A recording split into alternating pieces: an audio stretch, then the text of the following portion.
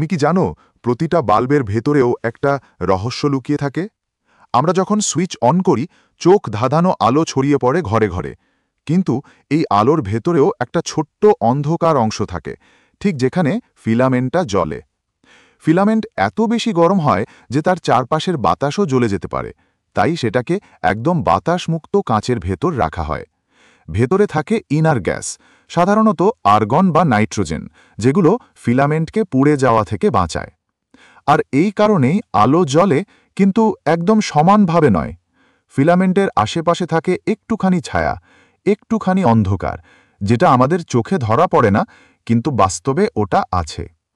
আলো যেমন নিজের ভেতরেও সামান্য অন্ধকার বহন করে, তেমনি জীবনের আলোতেও কিছু ছায়া থাকে।